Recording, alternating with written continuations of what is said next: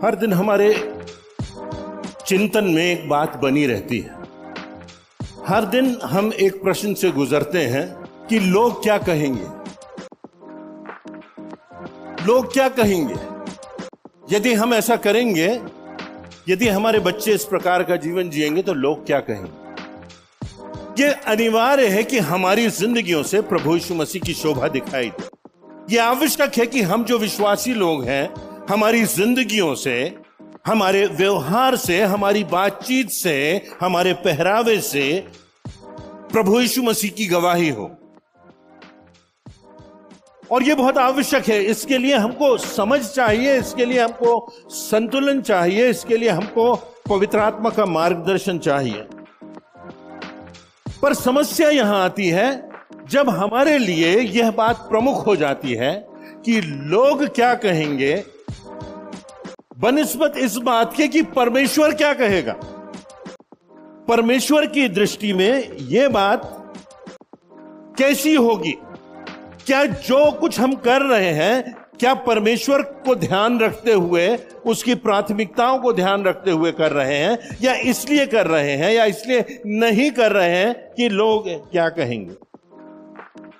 बचपन से हम सुनते आते हैं, ये मूवीज मत देखो, मूवी थिएटर में जाओगे लोग क्या कहेंगे। इस रेस्टोरेंट में खाना खाने मत जाओ, वहां पर बार भी है, अगर किसी ने देख लिया तो लोग क्या कहेंगे। इस ढाबे में खाना मत खाओ क्योंकि यहां ट्रक ड्राइवर्स बैठते हैं और शराब पीते हैं, लोग क्या कहेंगे। फिल्मों के गाने मत सुनो, मत बजाओ, मत गाओ। शादियों में, प्रोग्रामों में लोग क्या कहेंगे। ताश के पत्तों से मत खेलो, लोगों को पता चलेगा तो लोग क्या कहेंगे। ऐसे लोगों से बात क्यों करते हो जिनका आपराधिक चरित्र है, लोग क्या कहेंगे। ऐसे लोगों के घर क्यों जाते हो जिनके बाप दादों ने अपराध किए हैं, लोग क्या कहेंगे। ऐसे ग्लास में क्यों पानी पीते हो, क्यों कोल्ड ड्रिंक पीते हो जो शराब के पैमाने से दिखाई देते हैं, लोग क्या कहेंगे। और यह बात जरूरी है कि हमारी संवेदनशीलता बनी रहे और पवित्र आत्मा की समझ हमें प्राप्त हो कि हमारी जिंदगी की गवाही, प्रभु यीशु मसीह की गवाही, उसकी शोभा हमारे जीवन से मुखरित होती रहे। परंतु समस्या यह हो जाती है जब हमारी जिंदगी में प्राथमिक सोच हो जाता है कि लोग क्या कहेंगे बनिस्बत इसके कि परमेश्वर क्या कहेगा।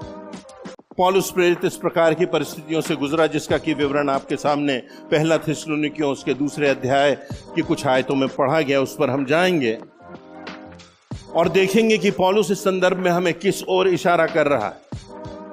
जो थिस्सलुनीकियों के विश्वासी थे वो कठिनाई से गुजर रहे थे, समस्याओं और पीड़ाओं से गुजर रहे थे और नए विश्वासी थे।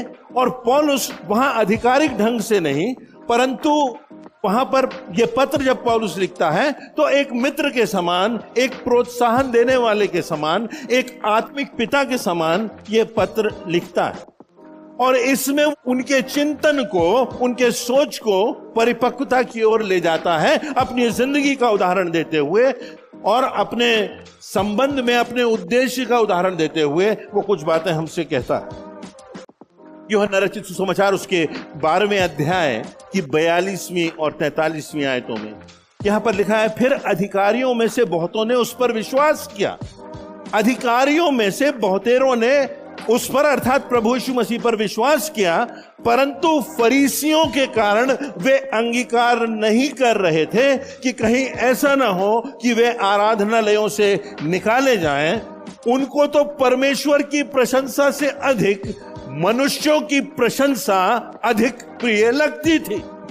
उन्होंने विश्वास तो किया पर अंगीकार नहीं किया क्योंकि फरीसियों का डर था कि ये हमारे साथ कैसा व्यवहार करेंगे।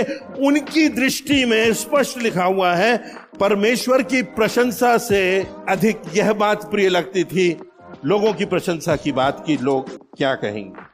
उन्हें परंपराओं का डर था, उन्हें फरीसियों का डर था, उन्हें अधिकारियों का डर था। तो प्रभु यीशु मसीह को पर विश्वास तो करते हैं पर उसको अंगीकार नहीं करते, उसकी गवाही नहीं देते।